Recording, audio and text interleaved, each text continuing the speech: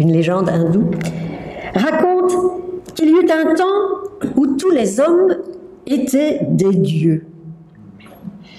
Mais les hommes étant ce qu'ils sont, ils abusèrent de leur divinité et Brahma, le maître des dieux, décida de leur ôter cette divinité et de la cacher dans un endroit où ils ne pourraient pas la trouver.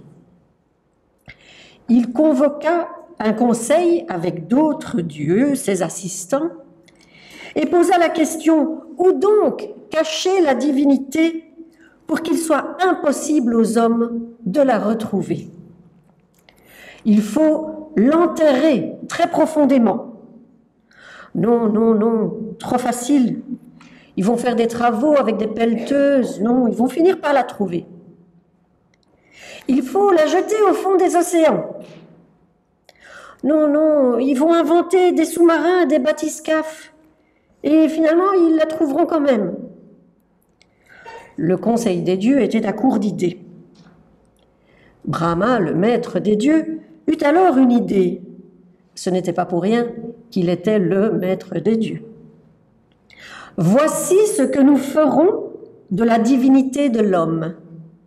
Nous la cacherons au plus profond de lui-même, le seul endroit où il ne pensera pas à aller la chercher.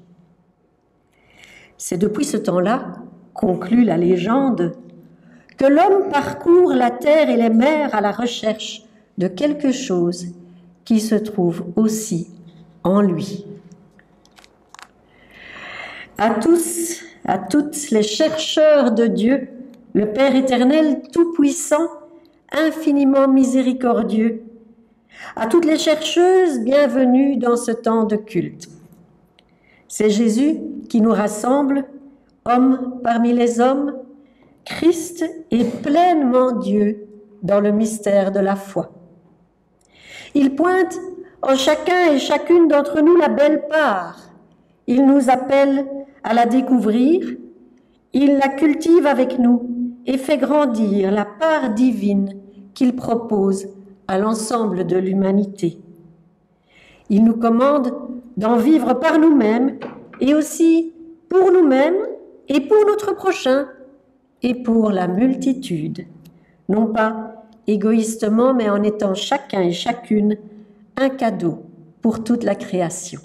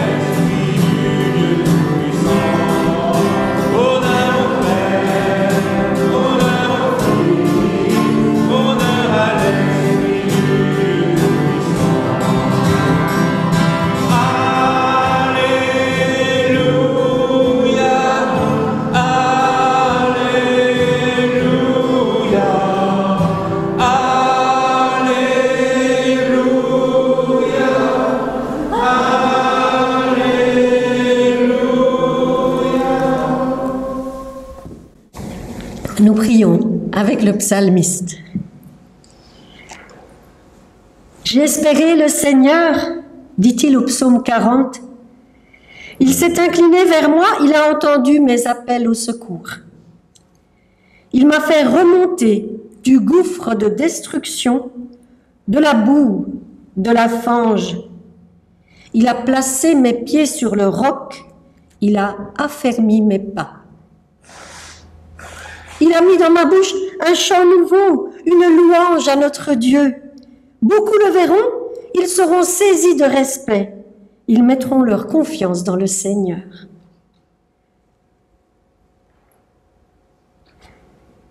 Seigneur notre Dieu, réunis ce matin pour te louer, nous voulons te célébrer pour la grandeur de ta création et pour la douceur de ta parole.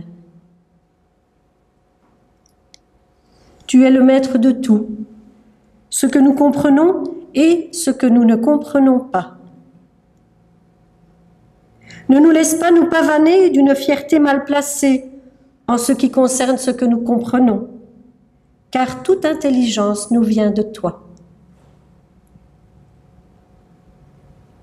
Et ne nous laisse pas nous satisfaire facilement des choses que nous ne comprenons pas, puisqu'en ta parole, tu nous invites à nous dépasser nous-mêmes et à aller bien au-delà des évidences. Comment pouvons-nous, Seigneur, te rendre un digne témoignage de l'amour que tu as pour toutes tes créatures? Quels mots utiliser, quels gestes, quels signes? Toi, tu le sais. Alors inspire-nous, afin que nous soyons tes messagers dans notre temps et dans les lieux de nos vies pour tous nos frères et sœurs en humanité. Amen. Il est un texte biblique qui nous paraît ardu si l'on cherche à le comprendre absolument avec notre raison, sans nous laisser simplement porter par les mots, sans nous laisser conduire dans l'accueil et le lâcher-prise. Ce passage biblique du début de l'Évangile selon Jean est souvent appelé le prologue de Jean. Comparé au début des 3 autres évangiles, ce prologue est composé dans un langage particulier qui ne nous est plus aujourd'hui très familier. Cela fait appel à des symboles, à des références, à des aspects mystérieux peut-être pour certains. Il n'y a pas d'obligation à chercher à comprendre. Laissons-nous simplement porter par les mots dans la curiosité de la foi et laissons notre âme écouter. Au commencement était la parole. La parole était auprès de Dieu, la parole était Dieu. Elle était au commencement auprès de Dieu. Tout est venu à l'existence par elle, et rien n'est venu à l'existence sans elle. Ce qui est venu à l'existence en elle était vie, et la vie était la lumière des humains. La lumière brille dans les ténèbres, et les ténèbres n'ont pas pu la saisir. Survint un homme envoyé de Dieu, du nom de Jean. Il vint comme témoin pour rendre témoignage à la lumière, afin que tous croient par lui. Ce n'est pas lui qui était la lumière, il venait rendre témoignage à la lumière. La parole était la vraie lumière, celle qui éclaire tout humain. Elle venait dans le monde, elle était dans le monde et le monde est venu à l'existence par elle, mais le monde ne l'a jamais connue. Elle est venue chez elle et les siens ne l'ont pas accueillie. Mais à tous ceux qui l'ont reçue, elle a donné le pouvoir de devenir enfants de Dieu. À ceux qui mettent leur foi en son nom, ceux-là sont nés non du sang, ni d'une volonté de chair, ni d'une volonté d'homme, mais de Dieu. La parole est devenue chair. Elle a fait sa demeure parmi nous et nous avons vu sa gloire, la gloire du Fils unique, issu du Père. Elle était pleine de grâce et de vérité.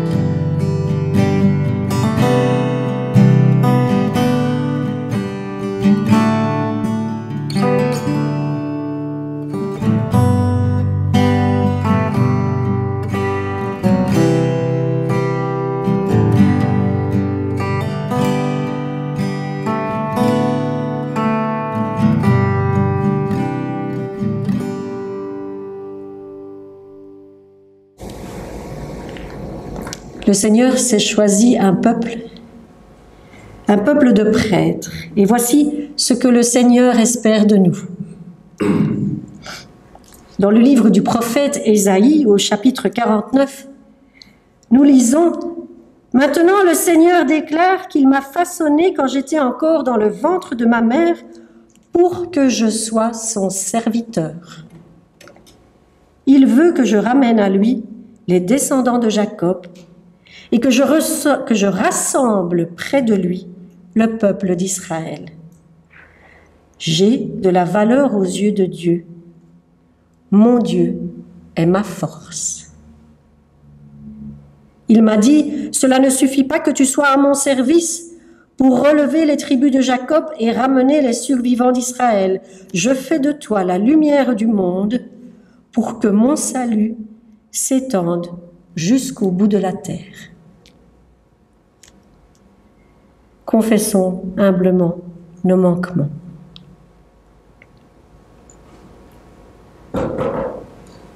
Seigneur mon Dieu, comme je suis soulagée et contente de savoir que j'ai de la valeur à tes yeux. Comme j'aime à dire que tu es ma force. Mais ma force, pourquoi? Pourquoi faire? Pourquoi être?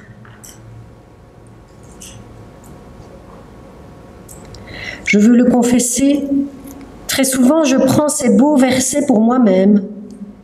Je les attribue à cet amour infini que tu as pour moi, Père. J'ai envie de garder cette valeur précieusement, j'ai envie de garder cette force pour moi. Après tout, la vie n'est pas si facile et j'en ai bien besoin de cette force. Mais tu m'invites à une autre démarche. Tu m'invites à oser partager cette valeur que tu m'as donnée et partager cette force.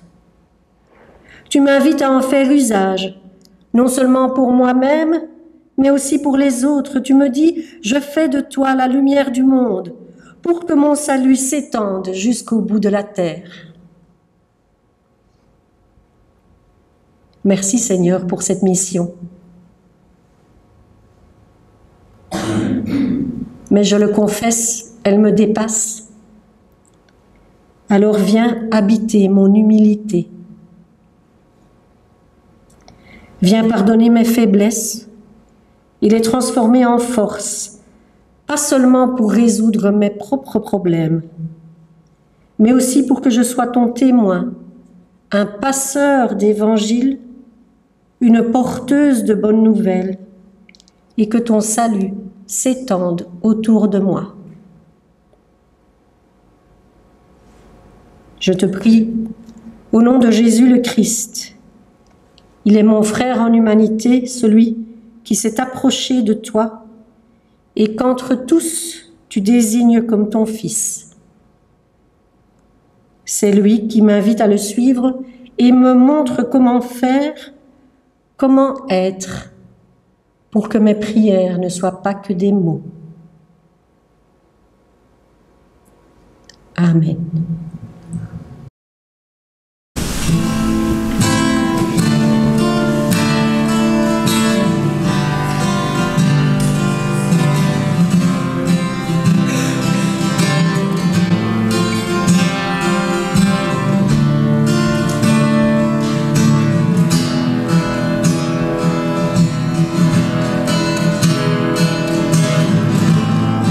Mon seul abri, c'est toi.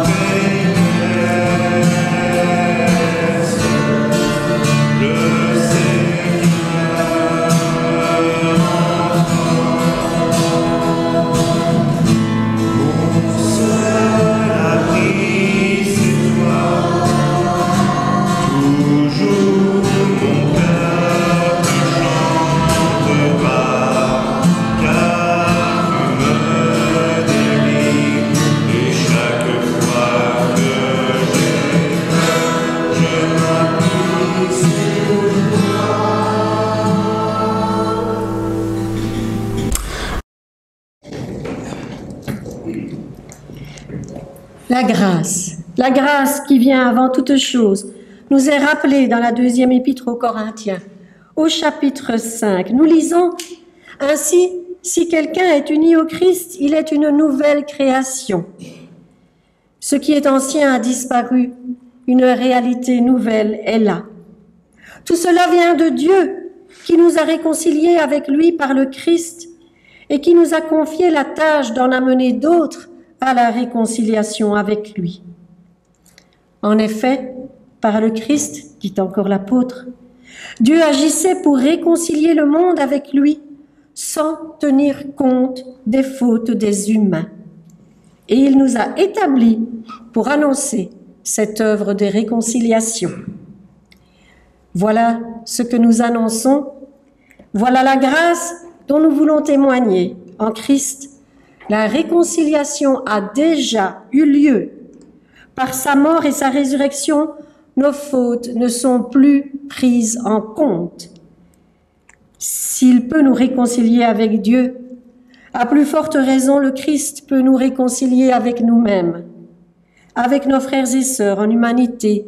Oui, en Christ, une réalité nouvelle est déjà là. Saisissons-la, accueillons-la avec joie et partageons-la. Et nous prions encore avec un peu plus de sérénité peut-être, afin de demander à Dieu la bonne compréhension de sa parole avant d'entendre les lectures de ce jour. Seigneur, donne-moi assez d'intelligence pour saisir ce que tu as à me dire à travers ta parole et assez d'humilité pour trouver encore des trésors, même au cœur des récits 1000 fois lus et entendus. Que tes précieux enseignements deviennent une boussole dans ma vie de chaque jour. Amen. Et nous avons 2 lectures et 2 lectrices ce matin.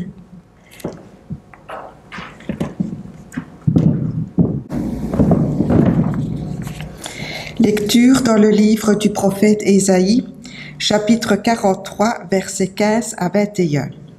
Je suis le Seigneur Adonai, votre Saint, le Créateur d'Israël, votre Roi. Ainsi parle le Seigneur, qui trace une route dans la mer et un sentier dans les eaux puissantes, qui met en campagne des chars et des chevaux, une armée de vaillants guerriers tous ensemble. Ils se couchent, ils ne se relèvent plus. Ils sont éteints, ils sont consumés comme une mèche. Ne vous rappelez pas le passé, ne considérez plus ce qui est ancien. Je fais du nouveau dès maintenant, cela germe. Ne le savez-vous pas? Je mettrai un chemin dans le désert et des fleuves dans la terre aride. Les animaux sauvages me glorifieront, les chacals comme les autruches, car je mets de l'eau dans le désert, des fleuves dans la terre aride, pour faire boire mon peuple, celui que j'ai choisi, le peuple que je me suis façonné, dira ma louange. La seconde lecture se fait dans l'évangile de Jean au chapitre 1, les versets 24 à 34. Ceux qui avaient été envoyés de chez les pharisiens demandèrent à Jean-Baptiste : « Pourquoi donc baptises-tu si toi tu n'es ni le Christ, ni Élie, ni le prophète ?»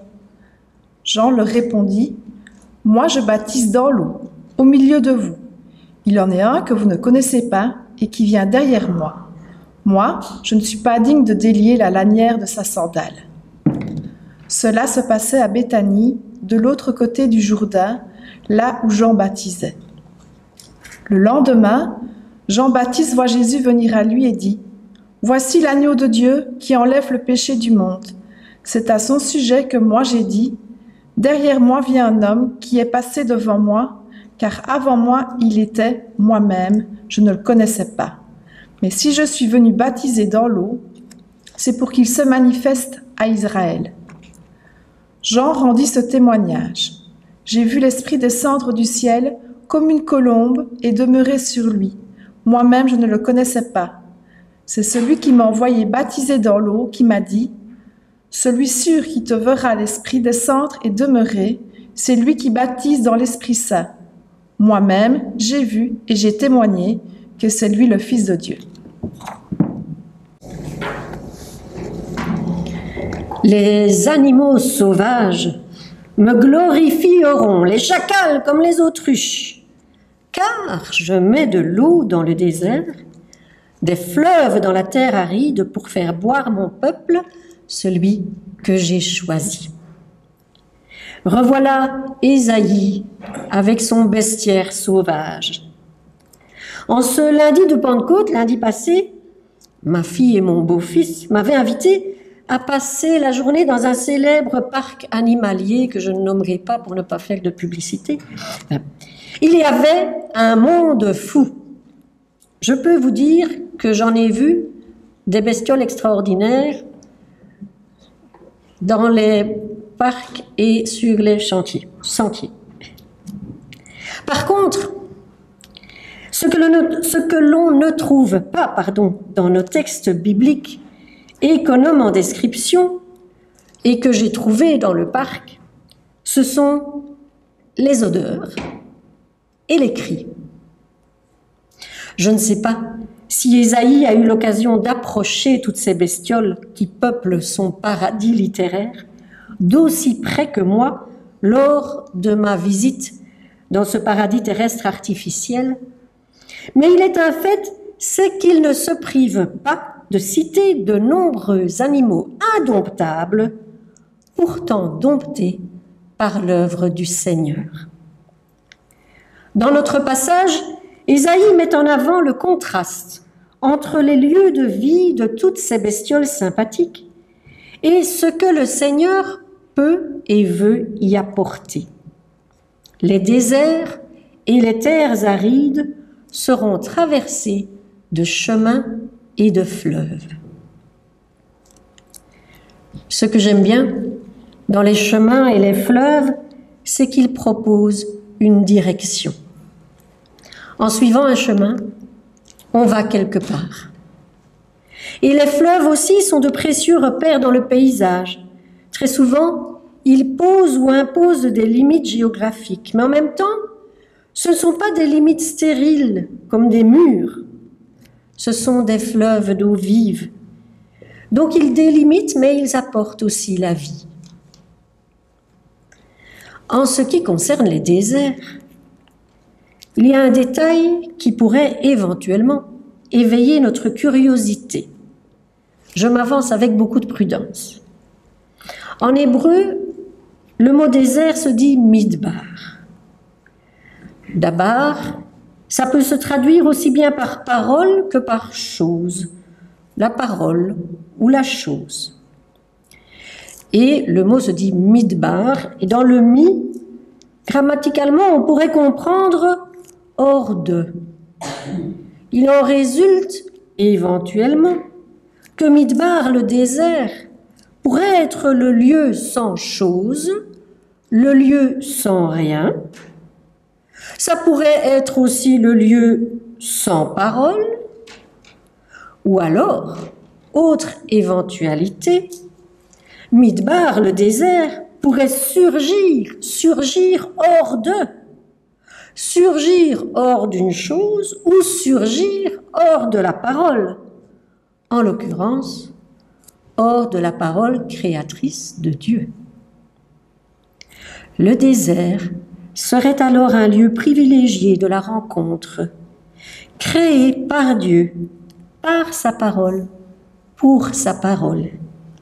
Un lieu où il n'y aurait rien d'autre que sa parole et où sa parole suffirait.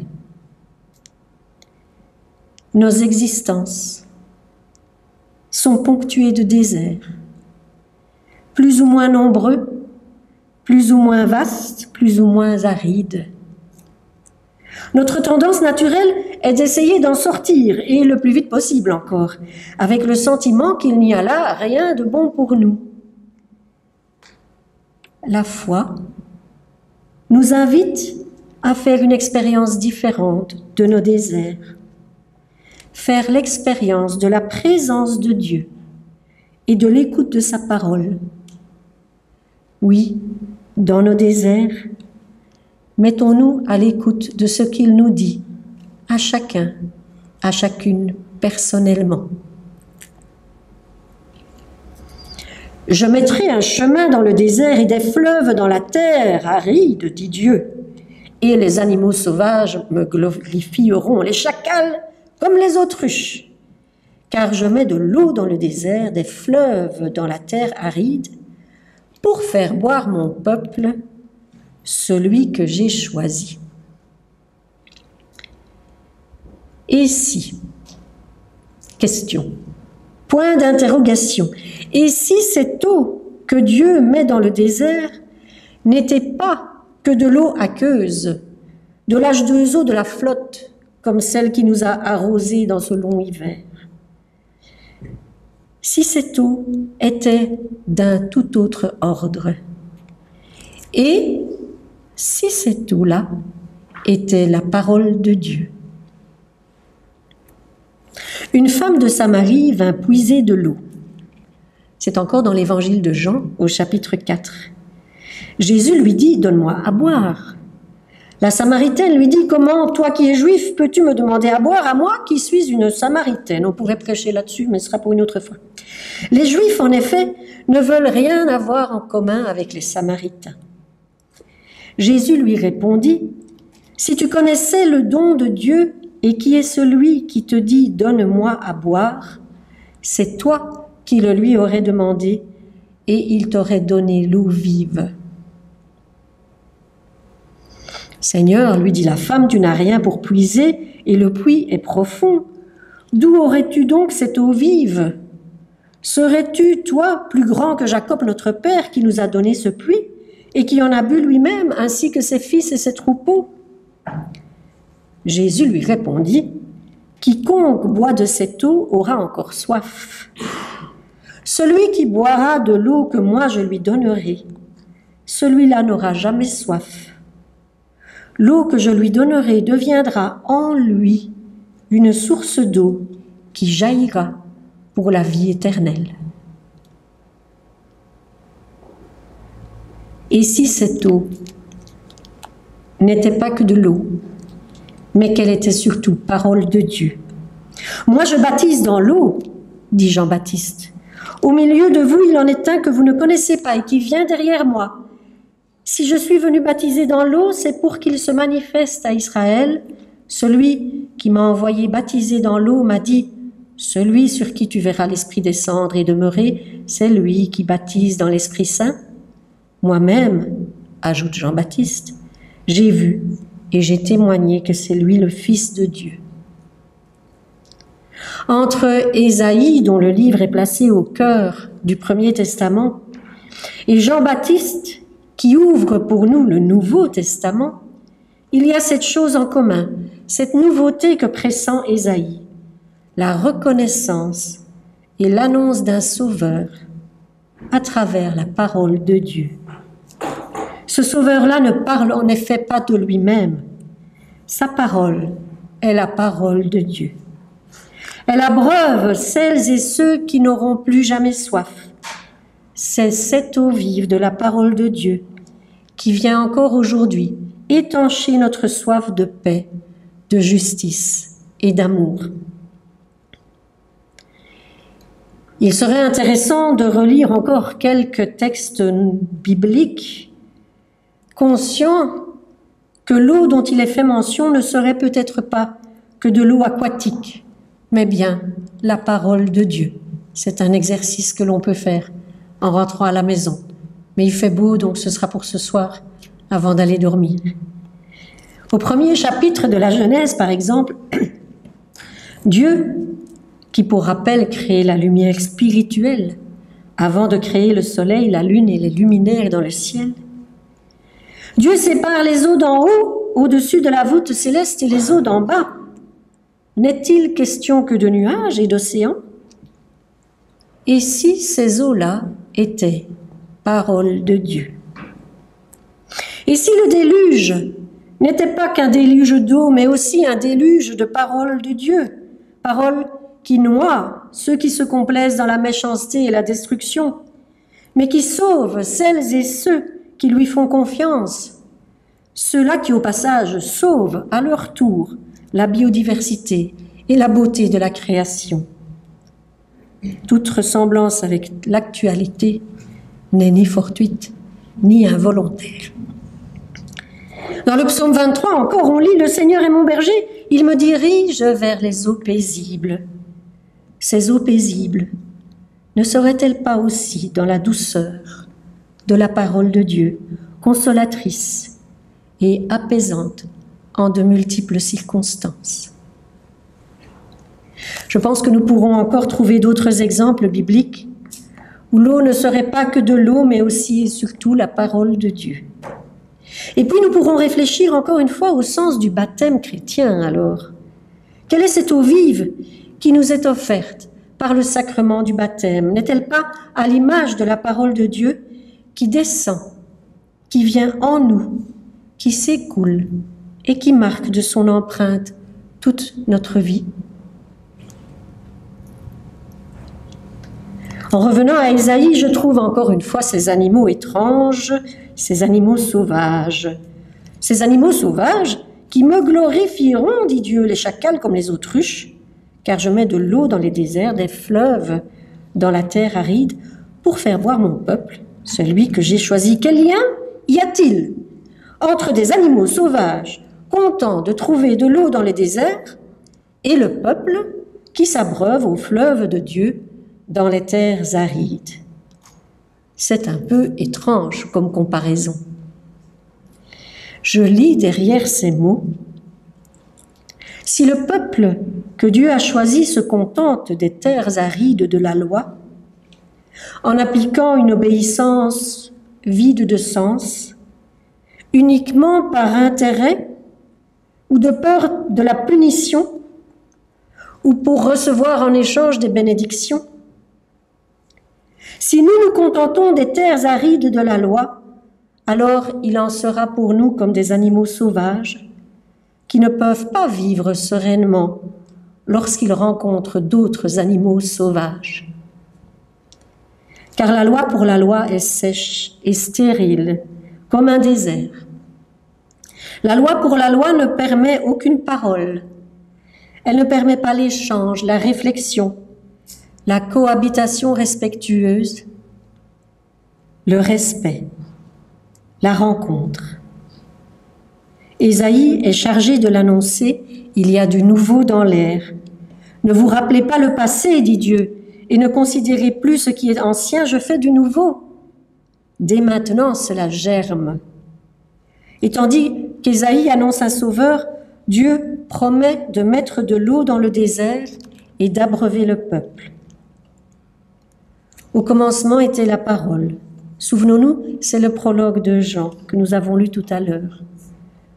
La parole était auprès de Dieu, la parole était Dieu.